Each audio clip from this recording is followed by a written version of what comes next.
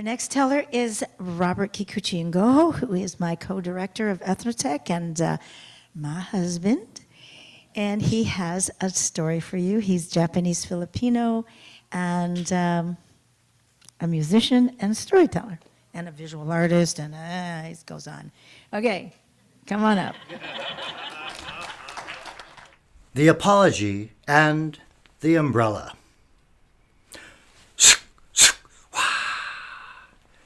He was a Navy man, actually a U.S. Navy cook, aboard the USS Bennington.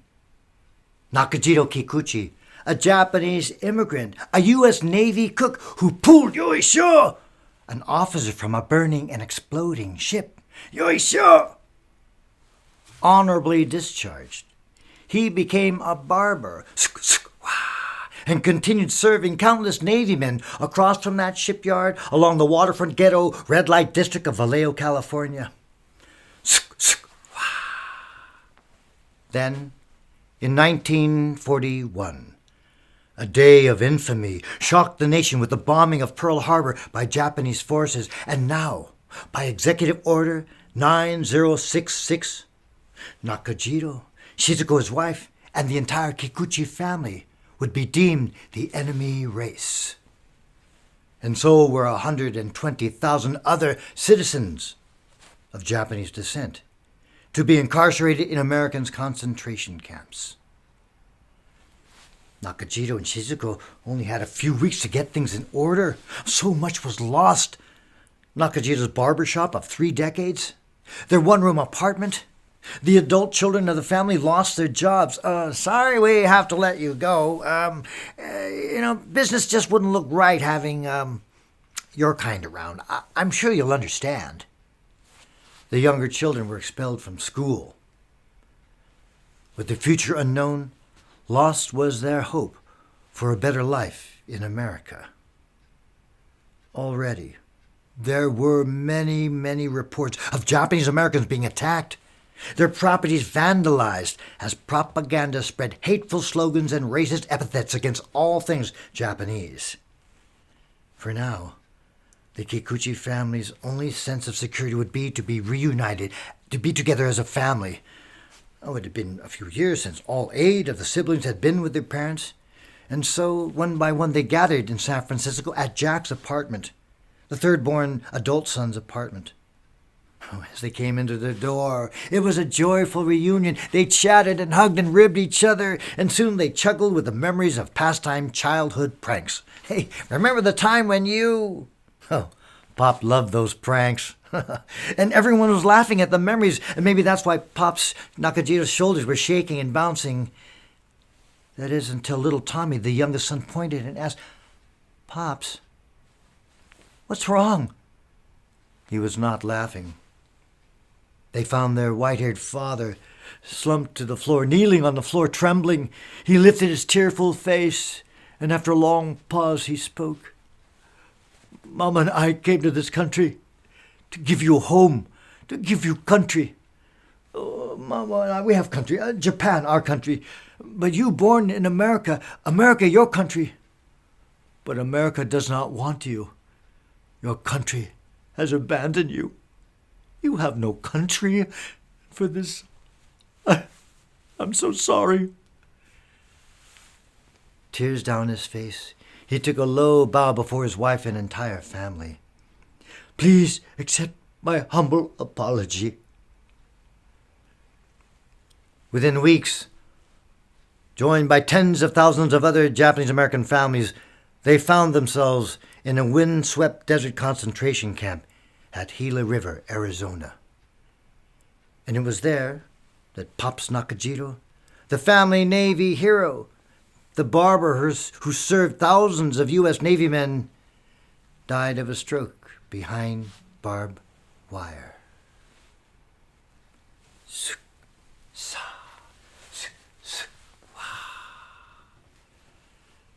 34 years later. The year is 1976. And I'm deep in my equations and formulas of my pre-med studies, better living through science, And suddenly my calculations are jolted by the scratchy announcement, "The library will be closing in 10 minutes, closing in 10 minutes." That's almost 11. That's long enough for studies. So I packed up my books, stepped outside. The rain had stopped. No need for an umbrella, so I tucked that into my bike's carrying rack. And now it'd be a long but peaceful 20-minute bike ride from the UC Davis Library across the college town to my student house at the edge of the suburbs along the border of farmlands. Oh, the midnight air, the damp, sweet smell of wet pavement and moist farm soil soothed my breath as I pedaled into the quiet night. Just then, I heard a car approaching from behind. Oh, I gently swerved my bike to the other side of the street, providing safer passage between me and the car, when suddenly that approaching car slowed down, growling alongside my bike, and the rowdy college boys glanced at me, and with drunken delight they leaned out the window and hollered, "Hey you! Ha ha! Oh, it's a chink on a bike! Woo-hoo!" And they tossed their beer cans at me. The car swerved towards me, almost hitting my handlebars by a few inches, and then roared off, "Hey, watch where you're going! Watch where you're going next time, you idiots!" The rowdies zoomed down the block. And just as I was returning to my mental notes of chemistry, I noticed in the distance their brake lights pulsed on, and their car spun around, and with a rapid U-turn, they came roaring back towards me. Oh no! Frantically, I pedaled down my block, and glancing back, oh no, their car made a screeching right turn onto my street. I better not stop at my own address, and so I swerved onto the driveway of another house, 4 or 5 houses down from my own, and dropped my bike, and hoping that if I faked that that's where I lived, that was my own turf, they'd drive away. But they didn't. Instead, their car came to a screeching halt, and 3 big guys stumbled out of the car. A cowboy, a sailor, and a gangster. No, not really. In my panic, I made up those kinds of stereotypes. But yes, it really was 3 white guys stepping out of the car, swaggering onto the wet pavement, drunk and cocky. "What'd you say to us, slant eyes?" Oh, should I just be the stereotypical nice Asian guy and say, "Drive safer next time, okay?" "Hey, you gook, we're talking to you." I was literally the silent minority. But not only that, one of them, the cowboy, had brandished a long knife. I froze. I didn't say anything. "What, you know speak English?" There was no time to be afraid. My brain raced into a biochemical mix of adrenaline and memories from my childhood judo classes and self-defense. But what could I use to defend myself? Oh, my calculus book? No. My gamma biochem notes? My slide rule? No, my slide rule is too short. And then I grabbed the only thing that resembled a weapon, my umbrella. And as I pulled it off of the carry rack, I took a martial arts stance and called upon all my self-defense know-how and images. Bruce Lee, Kurosawa sword flicks. Target 1, puncture the throat, gouge the eyes, stab at the tender spot between the rib and the heart. Finally, poke at the genitals. You! Next, target 2 and 3. Repeat, strike, repeat. Ooh, strike, ooh, you! The plan was executed perfectly in my imagination, but it had to work.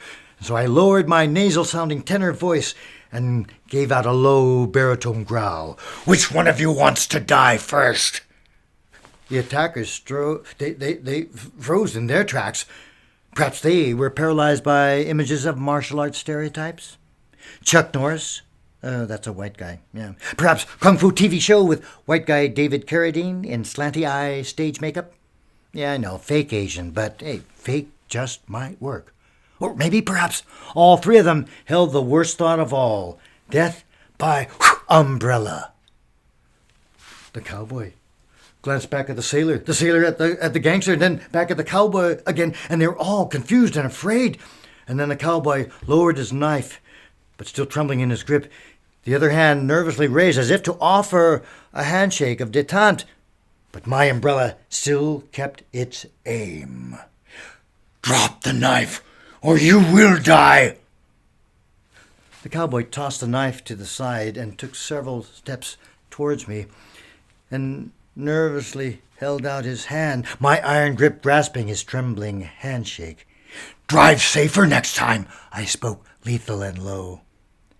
The cowboy gave a nervous nod and then stepped back, retrieved the blade, and joined with sailor and gangster. They slunk back to their getaway car and roared off into the night.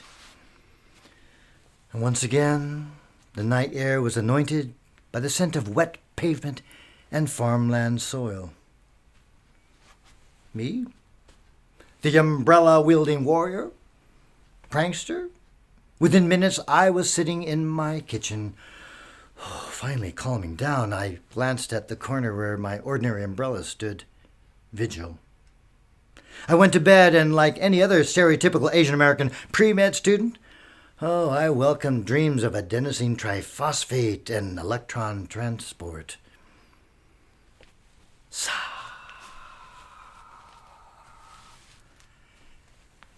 It's now 2023.